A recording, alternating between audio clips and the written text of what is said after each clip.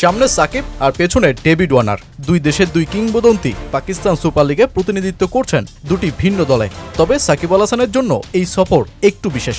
কোনো একটা সময় আন্তর্জাতিক কি ঘরোয়া কিংবা নানা দেশের নানা লিগ, সাকিব যেখানে এক পরিচিত মুখ ছিলেন, সেখানে টাইগার এই অলরাউন্ডার এখন ক্রিকেট থেকেই যেন দূরে, বহু দূরে।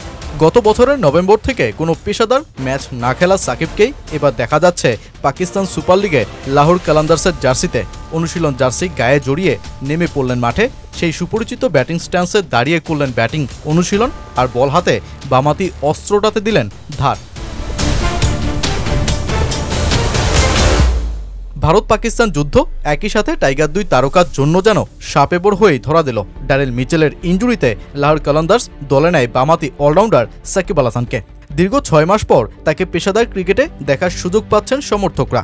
9 ম্যাচে 9 পয়েন্ট তুলে যখন ফখর জামান, শাহিনশাহ আফ্রিদি, হারিস রৌফদের দল কার্যত ডু অর ডাই ম্যাচের সামনে, তখন পেশোয়ার জালমির বিপক্ষে অলরাউন্ডার সাকিবকে নামিয়ে আজ আশা খুঁজতে পারে লাহোর।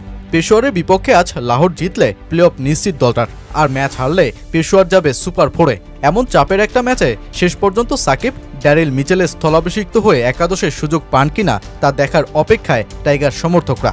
তবে কালান্দার্সের পোস্ট করা এক ভিডিওতে এই টাইগার স্টার জানালেন, ম্যাচটা আশা করছি ভালো যাবে। পিএসএলে আবার ফিরতে পেরে রোমাঞ্চিত, আশা করছি আগামীকালের ম্যাচটা ভালো যাবে। ম্যাচটি খুব গুরুত্বপূর্ণ, সেটার জন্য অপেক্ষা করছি। একই দিনে হয়ে যেতে পারে টাইগার দুই ক্রিকেটারের দুই মঞ্চে নামা। সাকিব যখন পিএসএল এর ডু অর ডাই ম্যাচের সামনে, তখন অন্যদিকে মুস্তাফিজ আইপিএলে নামার অপেক্ষায়। আজ রাতে গুজরাটের বিপক্ষে দিল্লি ক্যাপিটালসের ম্যাচ।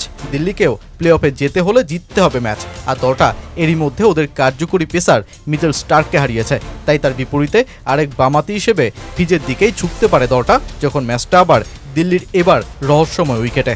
মুকেশ কুমার, দুষ্মন্ত চামিরাদের পেস সেটআপে ফিজ হয়ে উঠতে পারেন কার্যকরী। গতকাল সংযুক্ত আরব আমিরাতের বিপক্ষেও তো ঝলকটাই দেখালেন এই পেসার। 4 ওভারে মাত্র 17 রান দিয়ে তুলেছেন 2 উইকেট। তাই অনুশীলন ছাড়াই ফিজকে রেডি টু প্লে মুডে মাঠে নামতে হতে পারে দিল্লির জার্সিতে। দিল্লির অরুণ জেটলি স্টেডিয়ামে মুস্তাফিজ যদিও খুব বেশি ম্যাচ খেলেননি, মোট 5 ম্যাচে আইপিএলের মঞ্চে দিল্লির মাঠে নামতে পেরেছিলেন ফিজ। তুলেছেন 5 উইকেট, বল করেছেন 8 ইকোনমিতে।